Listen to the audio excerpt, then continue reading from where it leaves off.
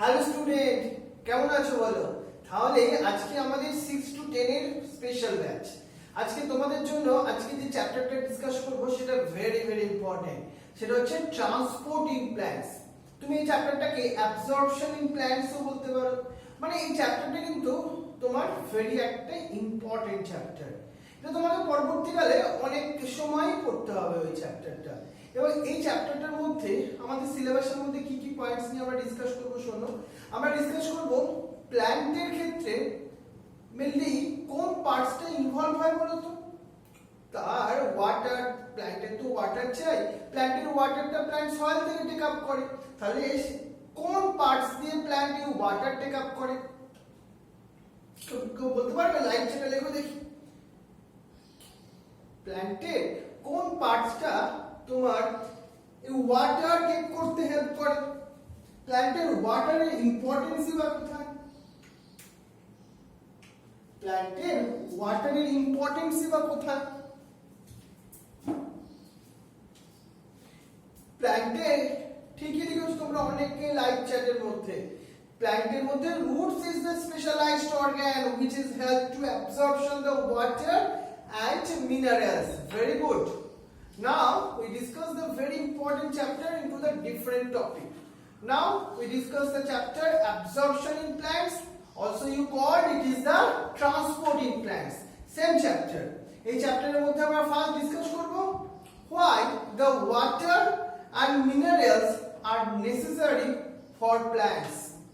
Next আমরা discuss করব এই চ্যাপ্টারের মধ্যে একটা special organ roots. Why the roots is more suitable for the absorption. Next আমরা ডিসকাস করব ডিফিউশন বলে একটা প্রসেস। কি প্রসেস? ডিফিউশন। নেক্সট আমরা ডিসকাস করব অসমোসিস বলে একটা process. Next imbibition or imbibition, same process. What is this process and what can happen in this process? সেটা আমরা ডিসকাস করব এই চ্যাপ্টারের মধ্যে দিয়ে। আর ডিসকাস করব প্ল্যান্টের ডিফারেন্ট টাইপ অফ টনিসিটির কথা। দেখবে isotonic solution, hypertonic solution, hypotonic solution, এইগুলো ডিসকাশনের মধ্যে আসবো। আর আসবো তোমার আরেকটা ভেরি ইম্পর্টেন্ট পার্টস, যেটা হচ্ছে তোমার প্লাজমোলাইসিস। और তোমাকে ডিসকাশনের মধ্যে আসবো how the water and minerals transportation are happening inside the plant and what are the vascular tissue. You already know in the plant tissue system chapter কি দেখেছিলে? Xylem and phloem are called the vascular tissue. Also it is called the transported tissue which is able to use to transport the different materials. তাহলে চলো এই চ্যাপ্টারটা তোমাদের জন্য very important. যারা আগে পড়েছো এই চ্যাপ্টারটা, সেকেন্ড বার হয়তো পড়ছো, তাদের জন্য বলবো যারা 9 বা 10 এ আছো তাদের তো আইসিএসসি বোর্ডেও আছে। আইসিএসসি বোর্ডে অ্যাবসর্পশন ইন প্ল্যান্টস চ্যাপ্টারের মধ্যে দিয়ে। আর আমাদের যারা ক্লাস 10 এ আছো সিবিএসই বোর্ড, তাদের লাইফ প্রসেসেসের আন্ডারে ট্রান্সপোর্টেশন পার্টস এর মধ্যেই পার্টটা আছে। তাদের কিন্তু অনেকটাই কম আছে, তাদের কিভাবে একটু বেশি পড়তেই হবে, নাহলে কিন্তু কোনো উপায় নেই তাদের সার্ভাইভ করবার। বুঝতে পারছো তো? আর তাদের এইগুলো যাদের সব পড়া হয়ে গেছে অলরেডি, তারা পড়বে ক্লাস 11 এর একটা চ্যাপ্টার ট্রান্সপোর্ট ইন প্ল্যান্টস। আর আমার ছোট বন্ধুরা, তাদের জন্য সবথেকে বেশি সুখবর, তোমাদের বইতে ডিফারেন্ট পার্টস এর মধ্যে ডিফিউশন আছে, অসমোসিস আছে, সেইগুলো থেকে একটু পড়বে। আমি তোমাকে একটা নোটসও দিয়ে দেবো, সেইগুলো থেকে তোমায় পড়তে হবে। তাহলে চলো ডিফিউশন একটা প্রসেসের কথা বলি। What are the diffusion process? তার আগে আসবো আমরা why plant require the water and minerals. ওয়াটারের কথা আগে বলি চলো। প্ল্যান্টের জন্য ওয়াটার কেন দরকার লাগবে? ফটোসিনথেসিস প্রসেস, তার জন্য র ম্যাটেরিয়ালস কি লাগবে? Water and carbon dioxide. So ওয়াটারের most important function help in the photosynthesis process. এটা হলো আর কিছু প্রসেস। প্ল্যান্টস এর ক্ষেত্রে ডিফারেন্ট ম্যাটেরিয়ালস গুলো ট্রান্সপোর্টেড হবে one part to another parts. কার থ্রু দিয়ে? ওয়াটার ইজ দ্য মিডিয়াম হিসেবে অ্যাক্ট করছে এখানে।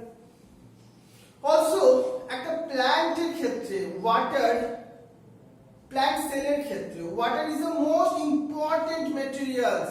একটা সেলের ক্ষেত্রে 70% আছে তোমার ওয়াটার। তাহলে ওয়াটার তো ভেরি ইম্পর্টেন্ট। প্ল্যান্টে তো ওয়াটার তোমার সাপ্লাই করতেই হবে।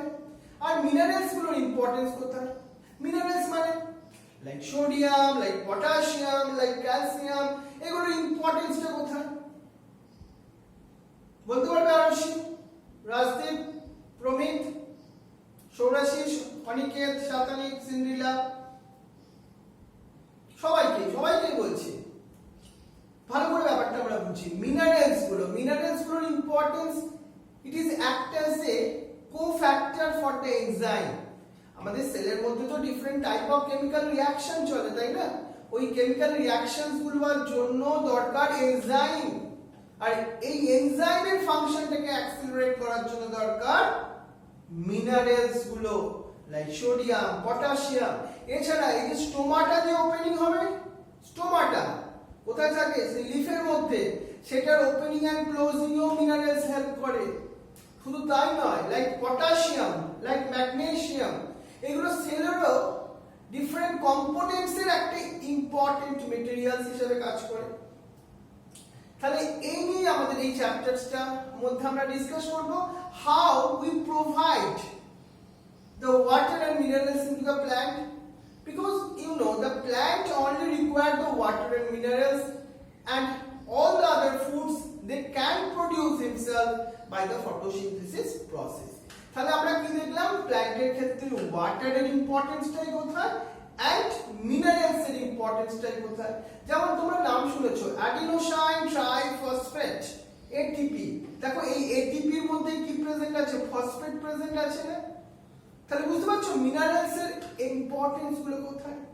এবার দেখো আমরা প্ল্যান্টস এর ক্ষেত্রে বলছিলাম মোস্ট ইম্পর্টেন্ট যে পার্টটা হচ্ছে একটা রুটস।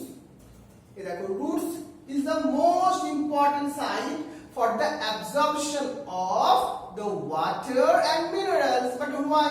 এই দেখো first of all, roots have very thin structural appendages called the root hairs. Roots এর মধ্যে না many numbers এ কি আছে? root hairs. root hairs unicellular না multicellular? লিখতে পারবে লাইভ চ্যাটে। root hairs unicellular না multicellular in nature?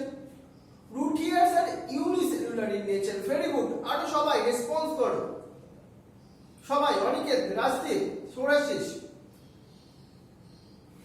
দেখো তাহলে root hairs number is so high, so the surface area are enormous. This is the first point why root hairs are more suitable for plants. আর তুমি যদি দেখো এই যে root hairs এর কথা বলছি, এই রুট হেয়ারস এর মধ্যে আছে ভেরি থিন মেমব্রেন। কি membrane? Very thin membrane which is help to absorb the different materials. এটা আরেকটা পয়েন্ট হলো। another one, তুমি কনসেন্ট্রেশন গ্রেডিয়েন্ট ডিফারেন্স দেখবে। সেই জন্য কনসেন্ট্রেশন গ্রেডিয়েন্ট ডিফারেন্স মানে কি?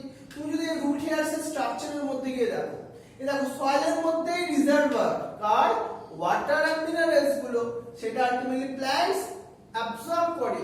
কি কি প্রসেসের থ্রু দিয়ে অ্যাবসর্পশন করে? সেটা হচ্ছে ডিফিউশন হতে পারে। এই দেখো এই হচ্ছে সেই রুট হেয়ারস এর স্ট্রাকচার গুলো। দেখতে পাচ্ছ রুট হেয়ারস গুলো ইউনিসেলুলার ইন নেচার, এদের ওয়ালটা দেখো ভেরি থিন। এইভাবে ওয়াটার এন্ড মিনারেলস গুলো, রুট হেয়ার মানে তো একটা সেলের পার্ট, সেলের মধ্যে আউটার কভারিং কি আছে? প্লাজমা মেমব্রেন আছে which is selectively impermeable in nature. এর থ্রু দিয়ে ম্যাটেরিয়ালস গুলো ট্রান্সপোর্ট হয় according to the concentration gradient কে ফলো আপ করে। এর জন্য সিম্পল ডিফিউশন প্রসেস বলে, এর জন্য অসমোসিস প্রসেস আছে, এর জন্য অ্যাক্টিভ ট্রান্সপোর্ট প্রসেস আছে, এর মধ্যে ফ্যাসিলিটেড ডিফিউশন প্রসেস আছে। অল দ্য ডিফারেন্ট প্রসেস গুলোকে আমরা একটু একটু করে চলো ডিসকাশনের মধ্যে আসবো। ক্লিয়ার হলো ব্যাপারটা? এবার তোমাকে একটা জিনিস দেখাই চলো, সেটা হচ্ছে ডিফিউশন বলে একটা ফার্স্ট প্রসেসের কথা। আমরা ডিফিউশন প্রসেসকে তুমি বাড়িতেও দেখেছো। বাড়িতে কখন দেখেছো বলো তো? দেখবে মা যখন কোনো স্টিক্স বা ধূপ জ্বালায় তখন তুমি একটা ঘরের কর্নারে ধূপের স্মেলটা পাবে। কিছু সময় পর তুমি কি পাবে? ওই স্মেলটা তোমার রুমের এভরি এন্ড থেকে পাবে। এখানে কোন প্রসেসটা হলো জানো? হলো ডিফিউশন প্রসেস। ডিফিউশন প্রসেসে অলওয়েজ মলিকিউলস গুলো হাই কনসেন্ট্রেশন টু লো কনসেন্ট্রেশনে ট্রান্সপোর্ট হয়। কোথা থেকে কোথায়? High concentration to low concentration. এই যে ডিফিউশন, এটা কিন্তু solid to solid, liquid to solid আর gas to gas, every materials এর মধ্যেই পসিবল। ইন হিউম্যান বডি, আমাদের মধ্যে যে লাংস আছে না, লাংসের মধ্যে অ্যালভিওলাই আছে, ওই অ্যালভিওলাইয়ের উপর একটা মেমব্রেন আছে। মেমব্রেনের থ্রু দিয়ে হয় গ্যাসিয়াস এক্সচেঞ্জ, মানে অক্সিজেন আর কার্বন ডাই অক্সাইডের এক্সচেঞ্জ হোক, সেটা ফলো আপ হয় কিন্তু এই ডিফিউশন প্রসেসের থ্রু দিয়ে।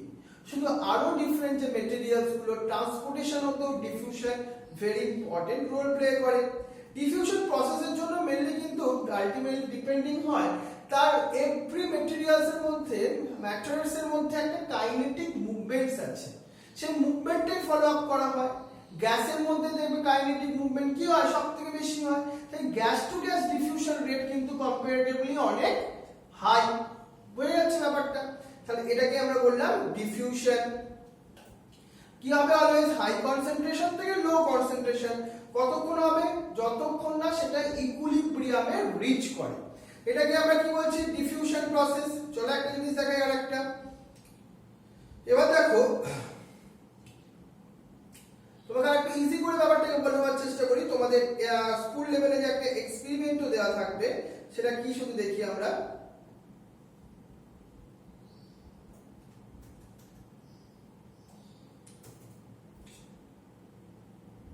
আরশিকে আমি বললাম একটা কাজ দিলাম। কি কাজ দেবো? ওকে বললাম চলো একটা বিকার নিয়ে এসো। বিকার নিয়ে এসছো আরশি। এবার রাজদীপকে বললাম, রাজদীপ চলো এর মধ্যে একটু ডাই ফেলে দাও, একটু কালারিং এজেন্ট ফেলে দাও। এবার প্রমিত কি করছে? ওটাকে একটা স্পুন দিয়ে ভালো করে গুলিয়ে দিচ্ছে।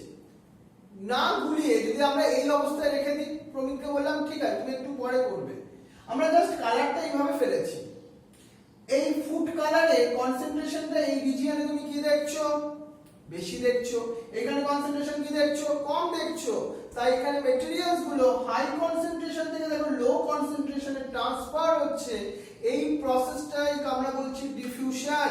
So diffusion is the process by which the materials or molecules are transported from high concentration to low concentration until they reach the equilibrium. এটাকে আমরা কি বললাম? Diffusion process. ব্যাপারটা ক্লিয়ার হলো তো? Every molecule show the constant random multimeter movement or motion. এটাই follow up করা হয় ডিফিউশন প্রসেসের মেইন মেকানিজমের মধ্যে। সলিড, গ্যাস, লিকুইড সবের মধ্যে ডিফিউশন পসিবল। দেখো ওয়াটার মলিকিউলস গুলোর মধ্যে এইভাবে কি ছিল, যখন আমরা ডাইটা ফেললাম দেখো আস্তে আস্তে ও কি করছে? মুভ করছে। আমরা খালি চোখে এই তোমার মলিকিউলস গুলোর মুভমেন্ট দেখতে পারি না, বাট ডাইয়ের কালারটা দেখো ওয়াটারের মধ্যে কিভাবে মিক্স আপ হচ্ছে। এখানে তো কোনো ডাই নেই, অনলি ওয়াটার মলিকিউলস প্রেজেন্ট আছে। এই হচ্ছে আমাদের ডিফিউশন প্রসেস। একদম ক্লিয়ার হলো ব্যাপারটা? তাহলে ডিফিউশন প্রসেস আমরা দেখে নিলাম। এরপর চলো একটা জিনিস দেখি আমরা। ডিফিউশন আমাদের প্রসেসে দেখো রেসপিরেশন, ডাইজেশন, সার্কুলেশন, এক্সক্রিশন, এই প্রসেসগুলোতে ডিফিউশনের থ্রুই হয়। এবার আমি একটা জিনিস বলি, আমাদের প্লাজমা মেমব্রেন, এই প্লাজমা মেমব্রেনের থ্রু দিয়ে কিন্তু অল মেটেরিয়ালস মুভ করতে পারে না, বিকজ এই plasma membrane or cell membrane are selectively permeable in nature, so only selective some molecules can move by it. এবার দেখো এই সেল মেমব্রেনের থ্রু দিয়ে একটা প্রসেস হয়, সেটাকে আমরা বলবো, সেটা হচ্ছে diffusion ultimately help to movement of water, আয়ন্স, gas, এগুলো তো মুভমেন্টে হেল্প করে, সেটা আমরা আগেই দেখলাম। এবার একটা জিনিস দেখো, সেটাকে আমি বলছি তোমাকে, তাহলে আমি ডিফিউশন ইন টু টাইপস এর কথা বলি। চলো, ডিফিউশন আলটিমেটলি টু টাইপস এর হয়। কি কি সেগুলো? একটা হচ্ছে সিম্পল ডিফিউশন আর একটা হচ্ছে তোমার ফ্যাসিলিটেড ডিফিউশন। দেখো কি বলছি আমরা, ভালো করে বুঝি ব্যাপারটা। সো ডিফিউশন আর দা টু টাইপ। তাহলে আমরা ডিফিউশন মানে কি দেখেছি? Diffusion means the molecules can move from high concentration to low concentration. Rajdeep বুঝতে পারছো? ক্লিয়ার? এবার দেখো, তাহলে এই হচ্ছে সেল মেমব্রেন, এর থ্রু দিয়ে মলিকিউলস গুলো হাই কনসেন্ট্রেশন থেকে লো কনসেন্ট্রেশনে ট্রান্সফার হচ্ছে উইদাউট এনি কোনো প্রোটিনের হেল্প ছাড়া, উইদাউট হেল্প এনি প্রোটিন, কোনো প্রোটিনের ছাড়াই দেখো মলিকিউলস গুলো হাই কনসেন্ট্রেশন থেকে লো কনসেন্ট্রেশনে ট্রান্সফার হচ্ছে। এই প্রসেসটাকে আমরা কি বলছি? Simple diffusion. ক্লিয়ার? এবার দেখো, কিন্তু all molecules can not move by the cell membrane. তাহলে ওই মলিকিউলস গুলো কিভাবে মুভ করবে? By the help of some protein. এই প্রোটিন কোথায় প্রেজেন্ট আছে? প্রেজেন্ট আছে তোমার সেল মেমব্রেনের মধ্যে। এবার এই সেল মেমব্রেনের থ্রু কি হচ্ছে দেখো, মেটেরিয়ালস গুলো সেল মেমব্রেনের মধ্যে প্রোটিন আছে, প্রোটিনের হেল্প নিয়ে হচ্ছে diffusion. So it is called facilitated diffusion. Concentration same থাকছে, মানে high concentration to low concentration, but only extra কি হলো এখানে? হলো একটা প্রোটিনের ইনভলভমেন্ট। তাই আমরা প্রসেসটাকে কি বলছি? সিম্পল ডিফিউশন নয়, বলবো ফ্যাসিলিটেড ডিফিউশন, বিকজ এখানে এক্সট্রা প্রোটিনের ইনভলভমেন্ট হলো। তাহলে follow the concentration gradient. Characteristic features of facilitated diffusion: do not need the energy, so it is also be called, দেবারু বুঝতে পারছো, it is called the passive transport process. Srijita তাহলে বুঝতে পারছো সবাই? এবার দেখো আমরা আরেকটা প্রসেসের কথা বলবো। তাহলে কোন কোন ফ্যাক্টরস গুলো এই ফ্যাসিলিটেড ডিফিউশনকে কন্ট্রোল করতে পারে? ফ্যাসিলিটেড ডিফিউশনকে কন্ট্রোল করতে পারে টেম্পারেচার। যদি আমরা টেম্পারেচার বাড়িয়ে দিই, দেখবে এখানে ডিফিউশন, ফ্যাসিলিটেড ডিফিউশন রেট অনেক মাচ বেটার হচ্ছে, আর ম্যাক্সিমাম হচ্ছে। দেখো এটা লার্জার সাইজ যদি মলিকিউলস হয় তারা কিন্তু কমপ্লিটলি স্লো রেটে মুভ করবে, আর স্মল সাইজের মলিকিউলস হলে অনেক ফাস্ট রেটে মুভ করবে। আর এই যে কনসেন্ট্রেশন গ্রেডিয়েন্ট ডিফারেন্স, এখানে দেখো অনেক হাই কনসেন্ট্রেশনে প্রেজেন্ট আছে। যদি কনসেন্ট্রেশন রেট বেশি থাকে তাহলে ডিফিউশন রেটটা কম্পারেটিভলি বাড়তে থাকবে। আর এই যেগুলোকে বলছে একটা চ্যানেল প্রোটিন, এই চ্যানেল প্রোটিনের নাম্বার বেশি হলেও ডিফিউশন রেট কি হবে? বেশি। তাহলে এই হচ্ছে আমরা দেখলাম ফ্যাসিলিটেড ডিফিউশনের কথা। আরেকটা দেখো আমি জিনিস তোমায় দেখাই, সেটাকে বলবো আমি ক্লিয়ার। তাহলে এবার আমরা একটা প্রসেস তোমাকে বলবো, সেটা হচ্ছে অসমোসিস। তারপরে আমরা ডিসকাস করব অ্যাক্টিভ ট্রান্সপোর্ট প্রসেস, সেটা পরে। তাহলে what are the osmosis process? ভালো করে ব্যাপারটা বোঝো। Osmosis is a special type of diffusion where only water molecules can pass from one side to another side. কোন কোন কনসেন্ট্রেশনের থেকে? এইভাবে দেখবে ফ্রেশ ওয়াটার আর সল্ট ওয়াটারের অসমোটিক কনসেন্ট্রেশন ডিফারেন্ট হয়। তাই তুমি যদি কোনো ফ্রেশ ওয়াটার মাছকে সি ওয়াটারে রেখে দাও, বা সি ওয়াটারে কোনো ফিশকে যদি ফ্রেশ ওয়াটারে রেখে দাও, তারা কি সার্ভাইভ করবে? করবে না। ক্লিয়ার ব্যাপারটা? ঠিক তো? দেখো কেন এরকম ঘটনাটা হয়, কেন ওরা সার্ভাইভ করে না, এর জন্যই আমরা ডিসকাস করি। চলো একটা অসমোসিস বলে একটা প্রসেসের কথা। অসমোসিস প্রসেসটার জন্য আমরা দেখো এখানে ওয়াটার মলিকিউলস রেখেছি। আমরা এখানে দেখো 5 গ্রাম সুগার আছে 100 ml ওয়াটারের মধ্যে, আর এখানে 5 গ্রাম সুগার আছে কোথার মধ্যে? 100 ml ওয়াটারের মধ্যে। দেখতে পাচ্ছ এখানে। বাট এখানে দেখো যদি আমরা 50 গ্রাম করে দিই, 50 গ্রাম করে দিই, দেখো তাহলে কি এখানে আনইকুয়াল কনসেন্ট্রেশন তৈরি হবে। ঠিক একই ভাবে আমরা এইভাবে দুটো কনসেন্ট্রেশন ডিফারেন্ট সলিউশন তৈরি করলাম। মানে আমরা দেখো এইভাবে আমরা একটা 10% আর এখানে একটা 30% সুগার কনসেন্ট্রেশনের সলিউশন বানিয়েছি। তাহলে এই দুটো যে টেস্ট টিউবের মধ্যে কনসেন্ট্রেশন আছে সেটা নিশ্চয়ই সেম নয়, সেটা সেম নয়, তাই তো? এবার দেখো, এবার আমরা কি করছি? একটা এক্সপেরিমেন্ট সেটআপ করি। চলো কেমন ভাবে?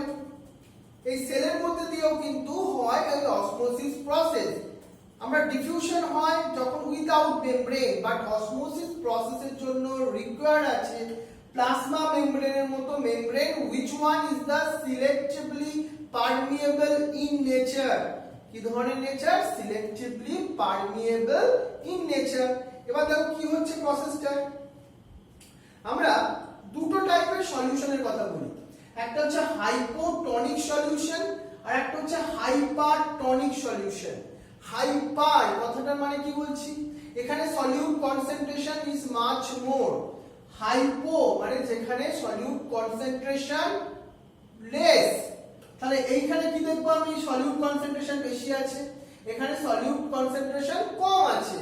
এবার এই দুটো সাইডকে আমরা ইকুইলিব্রিয়ামে আনতে চাইবো। কেমন ভাবে আনবো, সাপোজ তোমাকে মা এমন একটা শরবত তৈরি করে দিয়েছে, শরবতটা মনে করো খুব সল্টি হয়ে গেছে, তুমি খেতেই পারছো না, কিভাবে খাবে, তার জন্য কি করা যেতে পারে, সলিউশন কি আছে, তুমি ওর মধ্যে কিছু ওয়াটার অ্যাডিশন করতে পারো।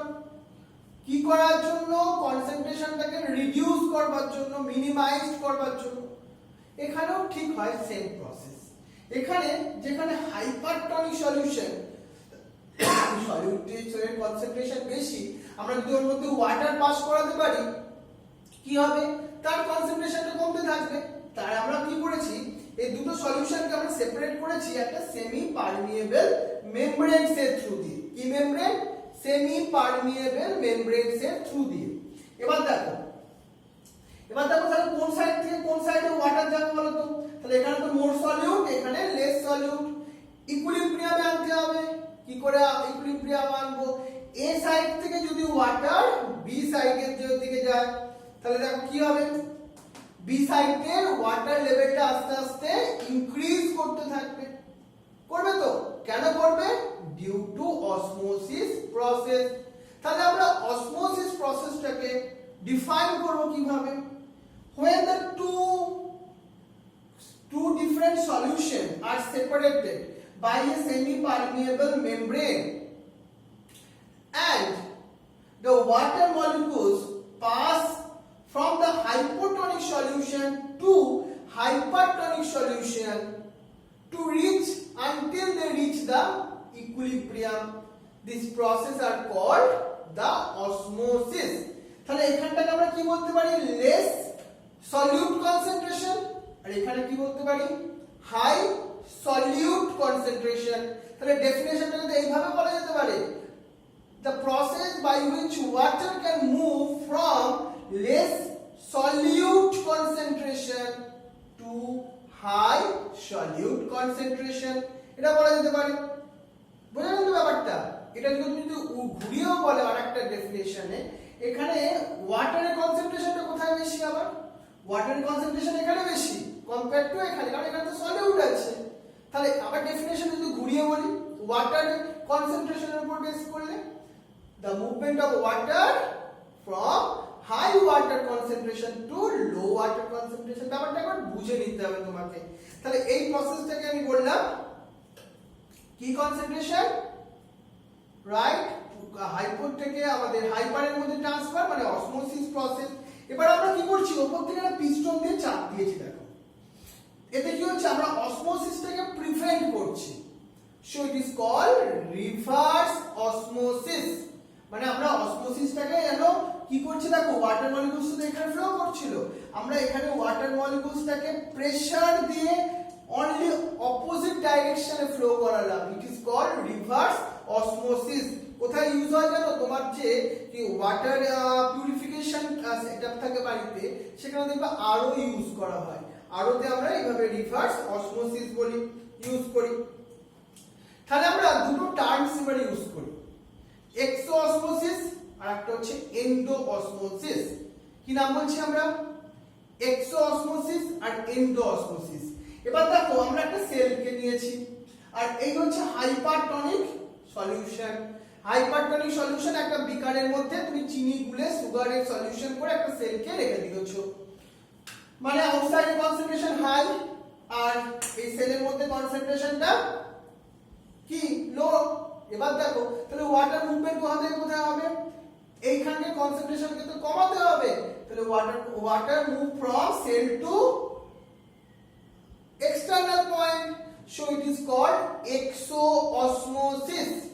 Exo means the exit, that is the movement of water from the cell into the surroundings, that time it is called exoosmosis. On the other hand endosmosis মানে কি, যখন আমরা সেলটাকে প্লেস করব কোনো হাইপারটনিক সলিউশন মানে যেখানে সেলের মধ্যে কনসেন্ট্রেশন বেশি, এনভায়রনমেন্টটা এক্সটার্নাল পয়েন্টে কনসেন্ট্রেশন কম, তখন কি হবে, ওয়াটারের মুভমেন্ট অপোজিট হবে। আউটার সাইড থেকে ওয়াটার কোথায় ঢুকবে, সেলের মধ্যে ঢুকবে, মানে এন্ডো পজিশনে ঢুকবে। So it is called endosmosis. কি বললাম আমরা, এন্ডোঅসমোসিস। এবার দেখো একটা জিনিস সময় দেখাই,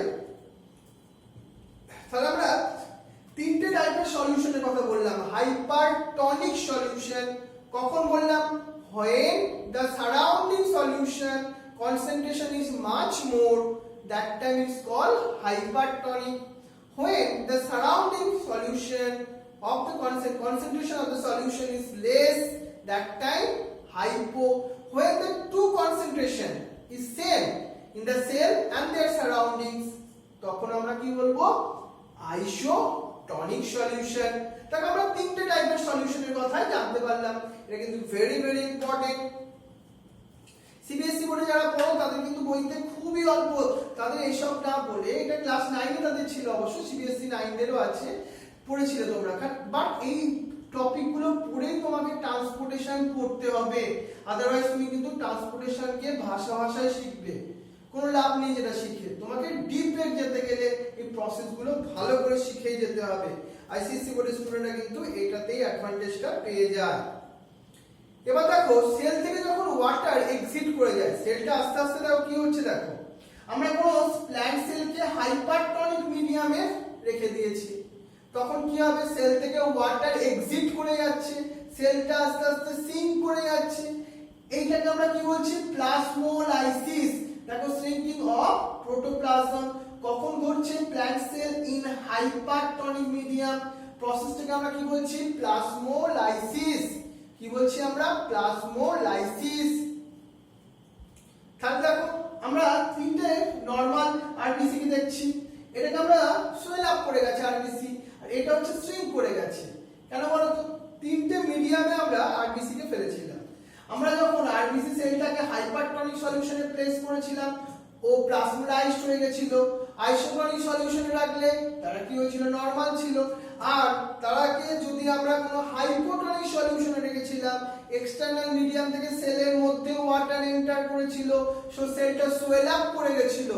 this is called the turgid condition in case it is in plant cell. বুঝতে পারছো, তাই এই সেলটা সোয়েল আপ করে আছে। এই ঘটনাটা কিন্তু তোমাকে ভালো করে মাথায় রাখতে হবে। দেখবে আমরা সল্টিং, আমরা দেখবে কোনো মাছ কিনে বা মাংস কিনে আসলে আমরা মাছটাই মেনলি অনেক সময় সল্ট করে, মানে নুন দিয়ে মাখিয়ে রাখি। এর পেছনে কিন্তু অসমোসিস প্রসেসটাই কিন্তু মেন রোল প্লে করে। বা আমরা মনে করো যখন কোনো সুগার ইউজ করি না প্রিজারভেশনের জন্য, কোনো আচার তৈরি করি, সেই আচারের মধ্যেও যে সুগার কনসেন্ট্রেশন বেশি থাকে বলে আচার কিন্তু অনেক দিন ভালো থাকে। মানে ব্যাকটেরিয়াগুলো গ্রোথ করতে আসলে ব্যাকটেরিয়ার বডি থেকে ওয়াটার এক্সিট হয়ে বেরিয়ে আসে, মানে ব্যাকটেরিয়া সেল থেকে এক্সোঅসমোসিস হয়ে যায় সেই কারণের জন্য। এই হচ্ছে আমাদের অসমোসিস প্রসেস। তাহলে আজকে আমরা অনেকগুলো টপিক তোমাকে বোঝালাম। পরের দিন আমি তোমাকে বোঝাবো ট্রান্সপোর্ট ইন প্ল্যান্টস বলে আরেকটা পার্টস আসবো, মানে যেটা আমাদের সিবিএসসি বোর্ড এবং খুব ইম্পর্টেন্স এর মধ্যে আসবো। বাট আজকের টপিকগুলো ভেরি ইম্পর্টেন্ট। আর একটা জিনিস তোমাকে বলবো, তুমি যখন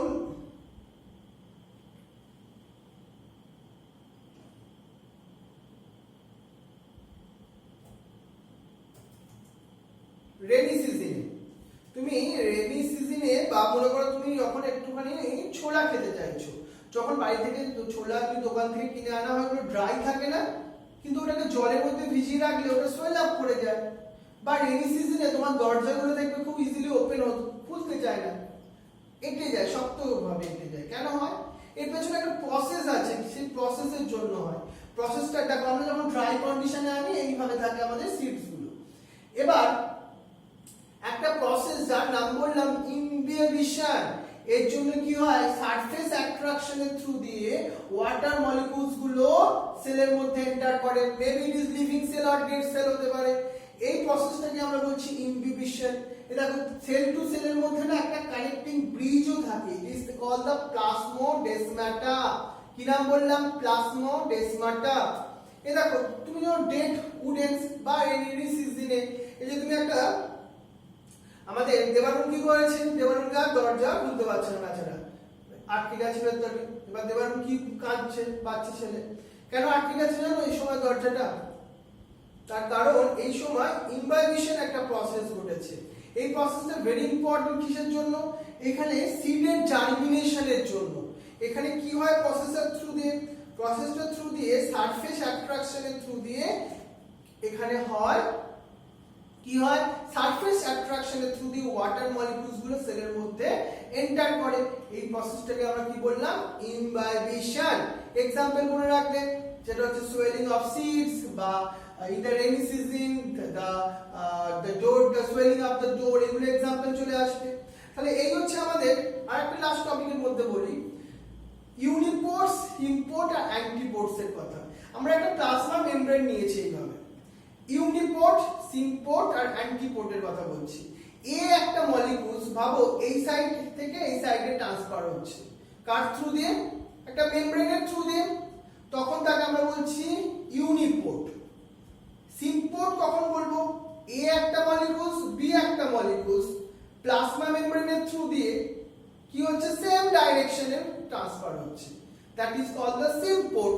আর এ মলিকিউলসটা এই সাইড থেকে এই সাইডে যাচ্ছে, আর বি মলিকিউলসটা এই সাইড থেকে এই সাইডে আসছে, opposite direction, so it is called the antiport. তাহলে আজকের জন্য তুমি কয়েকটা কোশ্চেন লিখে নাও ভালো করে। আমি আরো কিছু কোশ্চেন তোমাকে দিয়ে রাখবো, আমার ডেসক্রিপশন বক্সে একটা ছোট করে নোট দিও, তুমি সেখান থেকে কোশ্চেনগুলো লিখতে শুরু করবে। বাট সেটা আমি নেক্সট উইক তোমার বা এই উইকের স্যাটারডে আমি দেখবো। বাট আজকে যে কোশ্চেনগুলো দিচ্ছি সেই কোশ্চেনগুলো তুমি আর ওয়ান অফ ডে পরে যে ক্লাস আছে সেই দিন তুমি আমাকে সাবমিট করো, মানে ফ্রাইডে ক্লাস আছে সেদিনই সাবমিট করো। কি কি কোশ্চেনগুলো? চলো কোশ্চেনগুলো দিয়ে পারে। প্রথম question, define the following terms. Define the following terms. A. Diffusion. এখন যদি তুমি তাড়াহুড়োর মাথায় লিখতে না পারো কোশ্চেনগুলো, আবার ক্লাসটা শেষ হয়ে গেলে পজ করে করে লিখে নিও। ডিফিউশন। বি দিয়ে করো অসমোসিস।